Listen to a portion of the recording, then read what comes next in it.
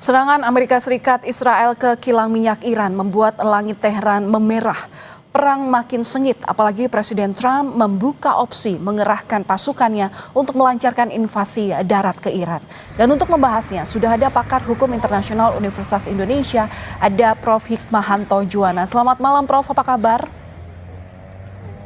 Baik. Alhamdulillah sehat. Iya, Alhamdulillah sehat. Prof, ini pertanyaan di banyak orang, mengapa perang ini seolah sulit untuk dikendalikan? Ya, sulit dikendalikan karena ada 5 faktor. Pertama adalah stamina, dalam artian alutsista, rudal, kemudian juga pesawat tempur dari pihak-pihak yang berperang ini masih tinggi dan anggaran masih memadai. Meskipun kita dengar bahwa Amerika Serikat, Presiden Trump memanggil sejumlah perusahaan untuk segera menyiapkan amunisi-amunisi yang dibutuhkan. Sementara kita lihat bahwa Iran kelihatannya dia sudah mempersiapkan sejak lama memang. Mungkin sejak Iran diembargo oleh Dewan Keamanan PBB, bahwa dia tahu bahwa dia akan menjadi objek bagi Amerika Serikat maupun Israel, sehingga mereka sudah menyiapkan berbagai alutsistanya, persiapan rudal dan lain sebagainya. Bahkan sebelum perang terjadi, Iran sudah melakukan komunikasi dengan Rusia, dan yang saya lihat di berita ada sejumlah pesawat angkut militer Rusia yang datang ke Iran, mungkin juga membawa rudal dan lain sebagainya. Jadi masalah stamina ini masih dalam posisi yang sangat tinggi. Yang kedua adalah dukungan. Nah, memang masing-masing negara kalau mereka mendapat dukungan yang kuat dari rakyatnya, dari politisnya, maka mereka akan tetap akan berperang. Kita tahu di Amerika Serikat kemarin ada permintaan dari Senat karena seharusnya serangan ini dikonsultasikan ke Kongresnya, ya, persetujuan, tetapi resolusi ini gagal. Tapi saya lihat juga di sebagian rakyat Amerika mempertanyakan perang ini sebenarnya perang untuk kepentingan siapa sih? Apakah kepentingan Amerika atau kepentingan Israel? Demikian Israel. Kalau Israel, partai oposisinya mereka mengatakan bahwa ini karena berhadapan dengan musuh yang sama, maka mereka bersatu. Sementara Iran setelah meninggalnya, tewasnya pemimpin besar mereka Ali Khamenei, maka justru bukan membuat mereka melemah seperti yang diharapkan oleh Presiden Trump, ya, sehingga siapapun penggantinya akan bisa didikte oleh beliau, tetapi justru membuat kuat dan juga militansi dari sebagian rakyat Iran. Nah, jadi ini dukungan dari publik itu sangat penting. Dan yang ketiga, yang juga perlu diperhatikan adalah seberapa banyak negara-negara yang tadinya tidak terlibat akan terlibat.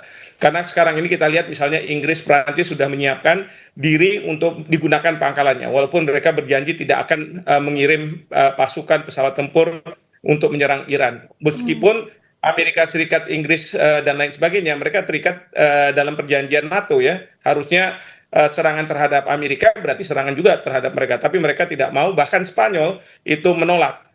Sementara negara-negara Teluk awalnya marah sama Iran karena mereka mau menyerang, tapi sekarang karena ada permintaan maaf dari Presiden Iran kepada negara-negara Teluk yang menyasar mungkin serangan itu ke berbagai yang bukan pangkalan militer Amerika Serikat di negara tersebut, itu sekarang sudah mulai melunak. Nah, tapi kita lihat juga bahwa Iran ini mungkin didukung oleh Rusia dan kemudian juga oleh Cina, karena Cina tidak ingin Iran itu jatuh di tangan Amerika, lalu kemudian bisa didikte seperti kayak di Venezuela, yang salah satunya adalah tidak diperbolehkan menjual minyak ke Cina. Nah, ini jadi ada 3 faktor ini. Faktor yang keempat adalah ya tentu bagaimana reaksi dari dunia sekarang ini, ya. Banyak pihak di masyarakat dunia itu tidak setuju dengan mungkin tindakan pemerintahnya, lalu mereka melakukan demonstrasi di kedutaan besar Amerika, mungkin kepentingan Amerika, itu yang terus kemudian di Pakistan mereka melakukan perusakan-perusakan. Nah, di sini yang ini benar atau tidak, dari berbagai berita di Indonesia katanya TNI disiagasatukan. Nah, ini juga dalam konteks mengantisipasi. Sebenarnya jangan sampai kita ingat pada waktu Amerika Serikat menyerang Afghanistan, itu ada sebagian masyarakat kita yang melakukan misalnya tindakan yang nggak boleh, ya, yaitu sweeping terhadap warga negara Amerika dan sebagainya. Ini juga harus diperhatikan karena jangan sampai perang ini membuat terbelah masyarakat di suatu negara, bahkan masyarakat Ya. dengan pemerintahnya, kemudian menciptakan instabilitas, dan itu yang kita sayangkan. Dan terakhir, memang perang ini akan segera berhenti kalau negara-negara sudah capek, negara yang berperang, dan kemudian datang atau diharapkan hadir mediator yang disepakati oleh para pihak yang bersengketa. Nah, Nah, mungkin ini untuk ya. menyelamatkan muka mereka supaya tidak dikatakan kalah perang seperti itu. Ya, Prof. Hikmahanto, ini menarik. Bagaimana cara kemudian membaca keinginan pihak-pihak yang bertikai, terutama dalam mengakhiri perang? Tentu kita berharap harus ada titik temunya. Nah, bagaimana cara membaca keinginan pihak-pihak yang bertikai ini untuk kemudian mendapat titik temu supaya perang ini segera berakhir? Ya, kita bisa lihat dari apa yang disampaikan oleh para pemimpin dari mereka yang berperang ya. Saya melihat misalnya Donald Trump mengatakan bahwa ada pihak Iran, kita tidak tahu siapa, yang berkomunikasi dengan pihak Amerika Serikat untuk berunding, bernegosiasi. Tapi dari pihak Iran, mereka mengatakan bahwa enggak, kita tidak akan menerima itu dari Menteri Luar Negerinya.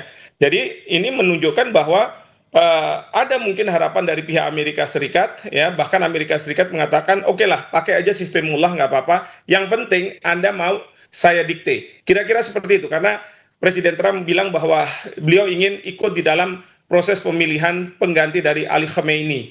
Nah, ini yang tentu kalau dari sisi Iran mau menerimanya ini, ya tentu dia akan menyerah, tetapi kan dia tidak, tentu nanti akan digunakan, mungkin ada pihak tertentu yang diminta oleh Presiden Trump untuk menjadi mediator, lalu kemudian mediator ini berpura-pura lah kira-kira, oh ini karena keinginan dari para pihak, lalu kemudian akan diakhiri perang ini. Nah, tapi yang saya lihat bahwa saat sekarang ini Iran dengan tegas mengatakan bahwa dia tidak menghendaki hal tersebut, dia akan menghadapi Amerika Serikat, dan kelihatannya percaya diri bahwa alutsista mereka, radar, rudal, dan lain sebagainya itu masih banyak, walaupun sekarang ini sedang dilumpuhkan oleh pihak Amerika Serikat maupun pihak Israel. Nah, oleh karena itu sekarang ini memang pasukan darat itu harus dikirim. Tapi oleh Amerika Serikat, Presiden Trump, beliau juga khawatir karena kalau pasukan darat yang dikirim itu akan banyak prajurit Amerika Serikat, karena tidak tahu medan, belum selesai semuanya, itu yang akan bertempur dengan pasukan Iran yang kita tidak tahu jumlahnya, mungkin lebih besar begitu ya. Dan ini akan membuat rakyat Amerika marah karena dipertanyakan, apa sih tujuan dari perang ini oleh Amerika Serikat? Bukankah ini perang Israel? Lalu kenapa menggunakan uang pajak dari rakyat Amerika Serikat untuk melakukan serangan yang untuk kepentingan Israel? Jadi ini yang mungkin Presiden Trump ingin agar rakyat Iran yang anti terhadap pemerintahnya yang mengambil alih gitu ya, maka dia secara terbuka, termasuk juga Perdana Menteri Netanyahu, mengatakan kepada ini saatnya bagi Anda rakyat Iran untuk mengambil alih dari kepemimpinan dari mullah ini. Bahkan saya lihat Presiden Trump juga dan Israel mengatakan bahwa minta agar anggota dari Garda Revolusi itu membelot, dengan harapan bahwa mereka nanti tidak akan diadili dan lain sebagainya, akan dapat imunitas. Untuk apa? Untuk menurunkan pemerintahan yang sekarang ada. Bahkan Amerika Serikat sekarang sudah berbicara dengan mereka yang dari Kurdi Iran yang selama ini beroposisi dengan pemerintahnya untuk dipersenjatai, dan mereka yang diminta untuk masuk.